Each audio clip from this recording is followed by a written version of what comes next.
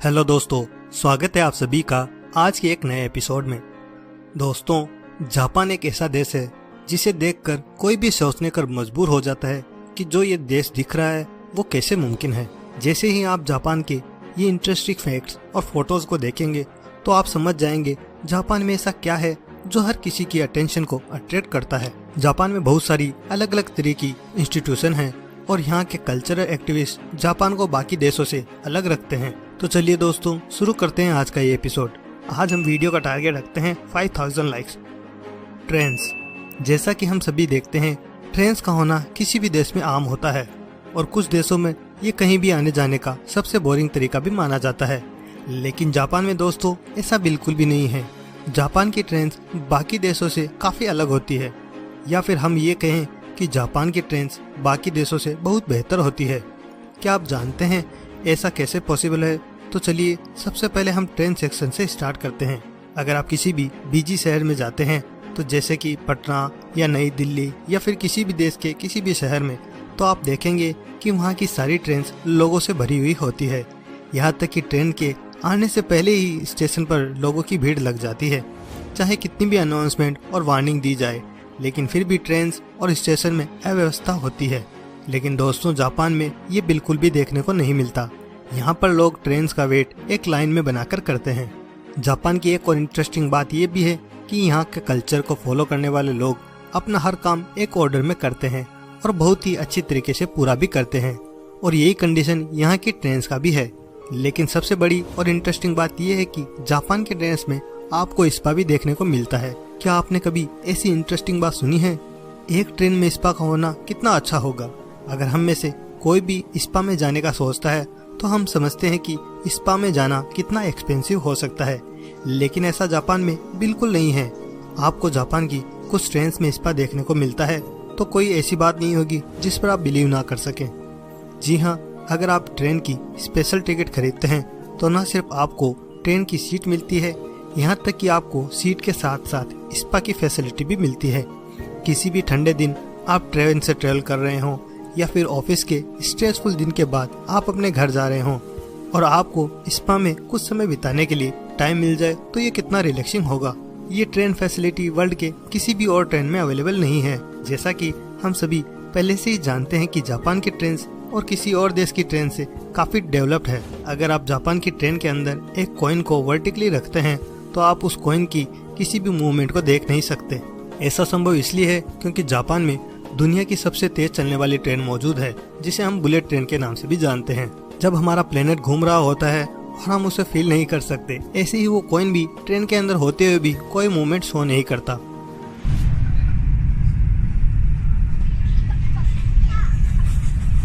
Movie theatres, train में spa के होने से ऐसा लगता है जापान दुनिया में रहने के लिए सबसे अच्छी जगह है, स्पेशली उन लोगों के लिए जो रिलैक्स करना पसंद करते हैं। अगर ऐसा है तो उन लोगों के लिए जापान के मूवी थिएटर किसी स्पा से कम नहीं होंगे। सभी मूवी थिएटर्स में नॉर्मल सीट होती है, यहाँ तक कि आप महंगी टिकट पर भी प्रीमियम सीट का बेनिफिट ले सकते हैं। अगर आप जापान में हैं तो आप किसी भी मूवी को एक बेड पर लेट कर भी देख सकते हैं। जी हाँ दोस्तों, जापान में ऐसे कई मूवी थिएटर है जिसमें आपको कोटात्सु की फैसिलिटी मिलती है, जो बेसिकली एक छोटा टेबल है जिसके तीनों तरफ सीट्स होती हैं और उन सीट्स पर आपको पिलो और ब्लैंकेट देखने को मिलता है, जिसे यूज करने के लिए आप लोगों को महंगी टिकट खरीदनी पड़ सकती है। इमेजिन कीजिए अगर आप अपने फ्रेंड्स या फैमिली के साथ किसी ऐसे मूवी थिएटर में मूवी देखने जा सके तो कितना अच्छा होगा। मूवी थिएटर्स की बात की जाए तो हमें नहीं लगता कि जापान को कोई और देश इस चीज में हरा सकता है।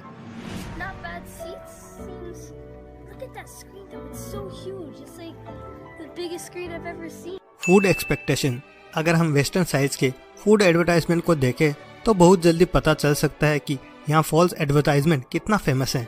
ऐसा कितनी बार होता है कि आपको मेनू में देखने वाली डिश आपको कभी भी अपने प्लेट पर नहीं देखने को मिलती है। जापान में ये बिल्कुल अलग है। मुझे गलत मत समझिएगा, क्योंकि जापान के फूड एडवर्टाइज देखने में बहुत ही डिलीशियस होते हैं। अगर आप जापान में किसी भी तरह का खाना खरीदते हैं तो आपको वो फूड वैसा ही दिखेगा जैसा आपने मेन्यू में देखा था। जी हाँ, जापान में एक्सपेक्टेशन और रियलिटी सब एक साथ चलते हैं। अगर आप एक अमेरिकन चेरी पाई फ्रापोसिनो के एड को स्टारबक्स के मेनू में देखते हैं तो आपको अपने ऑर्डर और मेन्यू में दी गई पिक्चर में बहुत डिफरेंस देखने को मिलेगा। यूएसए में ऐसा होना एक आम बात है। ऐसा कई बार होता है कि हमारा ऑर्डर मेन्यू की पिक्चर से बिल्कुल मैच नहीं करता, जिसे देखकर हमें गुस्सा भी नहीं आता कि हमें वो नहीं मिल रहा जिसके लिए हमने पैसे दिए हैं। ऐसा इसलिए क्योंकि इस चीज को हमने एक्सेप्ट कर लिया है। लेकिन जापान में बिल्कुल भी ऐसा नहीं होता। जापान के मेन्यू को देखकर ऐसा लगता है कि सब कुछ एक सेटअप है, लेकिन जैसे ही आपको आपका ऑर्डर मिलता है तो आप देख सकते हैं कि वो कोई भी सेटअप नहीं होता। जापान में आपको जो भी दिखता है वही आपको मिलता है। Breakfast, lunch, and dinner, meals that people would eat on a just a normal day, living in Japan and living in Tokyo. Coca Cola. सदियों से कोका कोला अमेरिका का फेवरेट ड्रिंक रहा है। हम सभी जानते हैं कि कोका कोला दिखने में कैसा है। कोका कोला का कलर डार्क ब्राउन होता है, लेकिन अगर आप जापान में जाएं, वहाँ के कोका कोला को देखें तो आपको वहाँ के कोका कोला का कलर बाकी कोला के जैसे नहीं देखने को मिलता। यहाँ तक कि आप उसे पहचान भी नहीं सकते। अगर आप कोका कोला को रिकॉग्नाइज करना भी चाहें तो इसका सिर्फ एक ही तरीका है, वो है उसका लेबल। ऐसा इसलिए क्योंकि जापान में मिलने वाले कोका कोला का कोई भी कलर नहीं होता, सेम जैसे स्पिरिट का कोई कलर नहीं होता।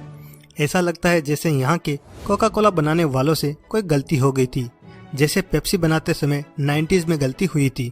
लेकिन दोस्तों ऐसा नहीं है। कोका कोला जापान में आम कोका कोला में डाले जाने वाले कैरामल इंग्रेडिएंट को जापान के कोका कोला में नहीं डाला जाता। ये एक मार्केटिंग स्ट्रेटेजी है। ऐसा इसलिए क्योंकि जापान के सभी ड्रिंक्स बिल्कुल ही कलरलेस होते हैं। Oh, it's like a champagne. It is clear. Look at that. Gas station. Gas station एक ऐसी जगह है जहां कोई भी जाना पसंद नहीं करता। सबसे पहले पेट्रोल या डीजल की कीमत ही इतनी ज्यादा होती है। यहाँ तक कि जापान में भी पेट्रोल और डीजल की कीमत बहुत ही ज्यादा है। ऐसा कितनी बार हुआ है कि आप गैस स्टेशन गए और थोड़ी देर बाद आपको रियलाइज होता है कि आपने अपनी गाड़ी अपोजिट साइड में लगा दी है। ऐसी सिचुएशन में आपको अपनी गाड़ी को दोबारा घुमाने की या गैस पाइप को अपोजिट साइड में लाने की कोई भी जरूरत नहीं है। अगर आप जापान में रहते हैं तो यहाँ पर आपको साथ कभी भी ऐसी प्रॉब्लम नहीं होती, बिकॉज जापान में गैस पाइप्स किसी भी पेट्रोल या डीजल पंप से अटैच नहीं होते, जबकि वो सभी गैस पाइप को ऊपर हैंग किया जाता है। जापान में ये ऐसा इसलिए किया जाता है ताकि जापान के लोग कभी भी ऐसी सिचुएशन में ना पड़े जिसमें उन्हें परेशानी का सामना करना पड़े, और वो कभी भी अपनी गाड़ी को पंप की अपोजिट साइड में खड़ा करना नहीं भूलते। ये उन लोगों के लिए बहुत ही अच्छी बात है जो हमेशा भूल जाते हैं या अपनी गाड़ी को पंप की अपोजिट साइड में लगा देते हैं।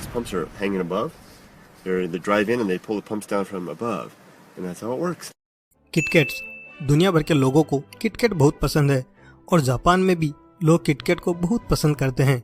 लेकिन जापान में मिलने वाली किटकैट का टेस्ट बाकी किटकैट से बहुत ज़्यादा अच्छा होता है। वर्ल्ड के ज़्यादातर कंट्रीज में किटकैट का टेस्ट सिर्फ एक जैसा ही मिलता है, रेड रैपर में चॉकलेट टेस्ट के साथ। लेकिन जापान में मिलने वाली किटकैट न सिर्फ अलग रैपर की होती है, यहाँ तक कि जापान में किटकैट तरह तरह के फ्लेवर्स में भी मिलते हैं, जैसे कि स्ट्रॉबेरी फ्लेवर। जापान में आपको वेजिटेबल किटकैट जैसे कि सोयाबीन फ्लेवर की किटकैट भी मिलती है, और यदि आपको तीखा खाना पसंद है तो आप जापान में चिली किटकैट भी खा सकते हैं।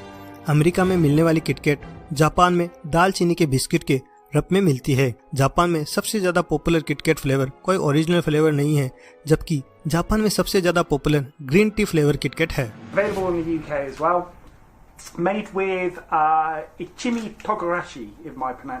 Taxi doors. तो जापान में ट्रेवल करने के लिए न सिर्फ ट्रेन का यूज किया जाता है बल्कि टैक्सी का भी यूज किया जाता है। और हम सभी जानते हैं कि जापान के लोगों को ऑटोमेशन और ऑर्डर देना कितना अच्छा लगता है। जापान में ज्यादातर सभी टैक्सीज में ऑटोमेटिक दरवाजे होते हैं। इसका मतलब जापान में कोई भी एक्सीडेंट गाड़ी के दरवाजे के खुले रहने से नहीं होता। और इसका मतलब यदि जापान में कोई आदमी टैक्सी का दरवाजा खुला भी छोड़ दे तो ड्राइवर को गाड़ी से बाहर आकर दरवाजा बंद नहीं करना पड़ता। इससे ना कभी ड्राइवर को दरवाजा बंद करने के लिए बोलना पड़ता है और न ही दरवाजा बंद करते समय कोई दरवाजे को पटक सकेगा।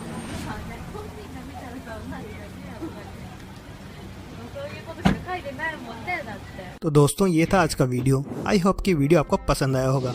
अगर हाँ तो आप इस वीडियो को लाइक कीजिए, शेयर कीजिए अपने फ्रेंड्स और फैमिलीज के साथ में।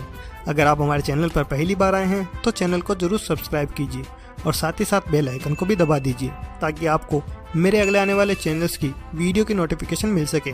तो चलो यार, आज के लिए बस इतना ही। मिलते हैं अगले वीडियो में कुछ नए मिस्टीरियस फैक्ट्स के साथ। तब तक के लिए बाय।